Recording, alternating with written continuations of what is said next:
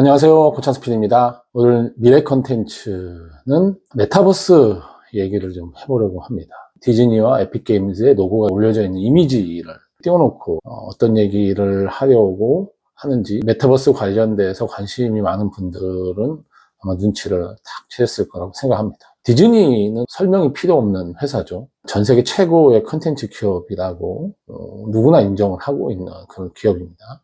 에픽게임즈는 게임을 좋아하는 분들은 당연히 아실 거고, 게임을 좋아하지 않는 분들도 한번 들어보셨지 않을까, 그런 생각이 듭니다. 디즈니가 에픽게임즈가 운영하고 있는 세계적인 인기 게임인 포트나이트에 엄청난 투자를 하기도 했습니다.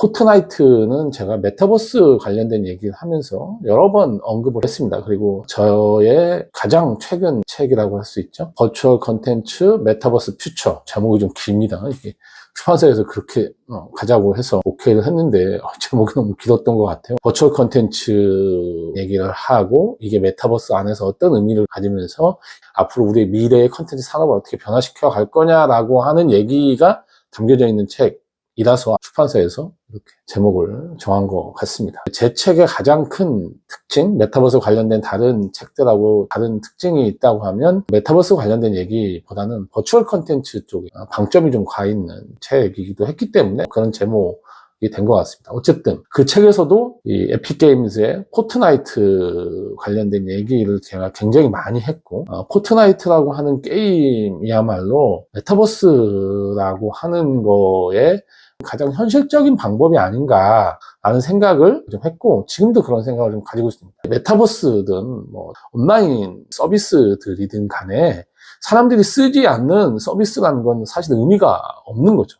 우리가 메타버스 얘기를 아무리 해도 그 메타버스를 쓰는 소비자, 일반 사람이 그걸 안 쓰면 아무 의미가 없는 겁니다. 지금의 페이스북이라든지 구글이라든지 이런 업체들이 전 세계를 주름잡으며 호령하는 이유가 많은 사람들이 사용하고 있기 때문이거든요. 일종의 플랫폼 역할을 하는 거죠. 그런 것처럼 메타버스라고 하는 것도 플랫폼으로서 엄청난 수의 소비자들을 확보하고 있어야만 메타버스로서의 가치를 증명할 수가 있는 거죠. 여러 메타버스에 도전한 기업들이 점점 발을 빼고 있는 이유도 사용자, 소비자를 그만큼 확보를 하지 못했다. 그 부분이 가장 큰 게 아닌가, 이런 생각이 듭니다. 그런 면에서 포트나이트라고 하는 게임은 지금도 엄청난 수, 전 세계 1억 명이 훌쩍 넘는 그런 사용자가 이 게임을 지금도 이용하고 있고, 여전히 인기 게임이라는, 여전히 인기 게임으로서 많은 사람이 사용을 하고 있다는 점에서 일단은 메타버스 플랫폼으로서의 필요 조건을 하나 갖추고 있는 셈이죠. 그래서 디즈니가 엄청난 자금을 이제 투자를 하고 함께 메타버스를 만들어 가기로 이제 손을 잡았습니다. 그러니까 디즈니사가 이제 포트나이트하고 함께 일을 한 거는 이번이 처음은 아니고요. 포트나이트에는 게임 아바타가 있잖아요. 이제 스킨이라는 표현을 쓰는데 옷 같은 거죠. 겉 모양새를 바꿀 수가 있는 거예요. 비슷비슷한 아바타가 많을 수도 있는데 나는 특별하게 이런 옷을 입고 싶다라고 해서 스킨이라고 하는 거를 적용을 할 수가 있습니다. 이거는 포트나이트뿐 아니라 대부분의 게임에서 하고 있는 건데요. 그런데 워낙 인기가 있다 보니까 유명 영화라든지 그다음에 이 콘텐츠 쪽에 나오는 캐릭터들 이 스킨으로 만들어서 내가 그 캐릭터가 돼서 뭔가 게임을 할 수 있는 그런 수익 모델이 지금 포트나이트에 많이 들어가 있었거든요. 디즈니가 여러 그 캐릭터들을 가지고 포트나이트에서 자신들의 컨텐츠를 알리기 위해서 손을 잡고 해왔던 거죠. 그런데 마케팅 도구로서 활용하는 거를 넘어서서 이번에는 제대로 손을 잡고 파트너로서, 그러니까 포트나이트라고 하는 게임을 메타버스 플랫폼으로 만들어서, 그러니까 미래 세대들이 즐겨 찾는 컨텐츠 플랫폼으로 만들고자 하는 꿈을 실현할 수 있는 가능성을 높였다, 이렇게 볼 수 있겠습니다. 그동안도 포트나이트가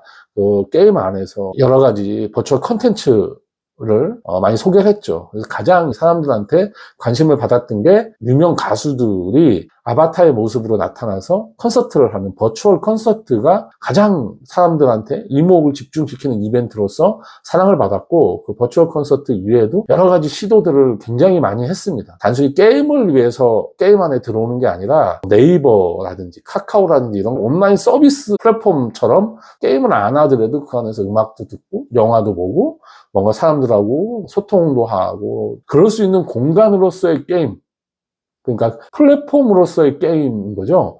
게임도 즐기지만 게임 아니고 다른 것도 아바타의 모습으로 다른 사람들과 소통할 수 있다. 그게 바로 이제 메타버스잖아요. 그 메타버스 플랫폼으로서의 여러 가지 시도를 해왔고 그런 점을 업계에서는 굉장히 높게 보고 있었는데 이 디즈니가 이번에 엄청난 자금을 투자하면서 손을 잡았기 때문에 더 그런 활동이 탄력을 받을 거로 보고 있습니다. 그런 면에서 포트나이트가 앞으로 디즈니와 손을 잡고 보여줄 여러 가지 시도들이 기대가 되고 사람들이 메타버스가 이제는 실패한 거 아니냐, 장밋빛 전망만 내놓고 아무것도 없다, 점점 다 발을 빼고 있다 그러는데 우리의 미래라고 저는 메타버스를 생각하거든요.